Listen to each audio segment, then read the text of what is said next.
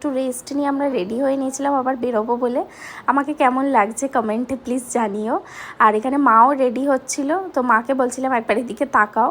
তো আমরা যাচ্ছিলাম মন্দিরে ধ্বজা তোলা দেখতে। তো আমরা তখন 3:30 4টে বাজে, তখন আমরা বেরিয়ে পড়েছিলাম। আমাদের পান্ডা বলেই দিয়েছিল যে যেখানে মানে পুজো দিতে গেছিলাম মন্দিরের দক্ষিণ দুয়ার থেকেই ভালো করে দেখা যাবে, ওই টাইমে চলে যেতে। আর প্রচণ্ড হাওয়া দিচ্ছিল, ওয়েদারটা একটু মেঘলা মেঘলা ছিল। আমার একটু ঠান্ডা লাগছিলো বলে আমি জ্যাকেটটা ক্যারি করে নিয়েছিলাম।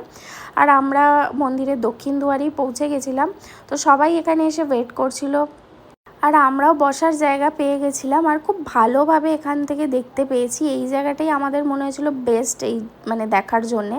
আর আমি ধ্বজা তোলা সেই ক্লাস যখন 7-8-এ পড়তাম তখন দেখেছিলাম। তারপর থেকে যতবারই এসেছি এটা দেখা হয়নি। দেখো কতটা রিস্ক নিয়ে, কতটা হাইটে গিয়ে মানে এই কাজটা করা, ভগবানের আশীর্বাদ ছাড়া এটা তো সম্ভবই নয়।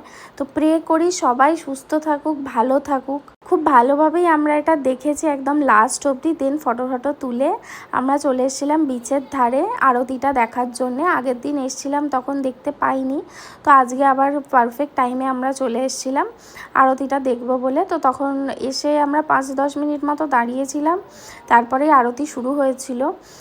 তারপরেই আমাদের কাছে কল এলো যে পান্ডাটা আমাদের পুজোটা দিয়েছিলেন, উনি হোটেলে সেই পুজোর ডালাটা প্রসাদটা দিতে আসবেন। তো আমরা আরতিটা পুরো কমপ্লিট করেই তারপরে ওখান থেকে বেরিয়ে পড়েছিলাম হোটেলে যাব বলে। এই আরতিটা হয় একদম স্বর্গদুয়ারের সামনেই, আর সেখান থেকে আমাদের হোটেলটা আর একটু হাঁটা পথ ছিল। তো অনেকটাই হাঁটতে হবে বলে আমরা বেরিয়ে পড়েছিলাম, আর আরতিটা আমাদের নেওয়া হয়নি। তো আমরা হোটেলে চলে এসেছিলাম ওনার জন্যে। উনি আমাদেরকে সব বুঝিয়ে বলে দিলেন কোন টাকার পুজো, কোন টাকার প্রসাদ। তো তারপরে আমরা হোটেল থেকে বেরিয়ে ওনার সাথে কথা বলে গাঙ্গুরামে চলে এসেছিলাম খাজা কিনতে। তো সেদিনকে আমরা খাজা সবার জন্য নিয়ে নিয়েছিলাম।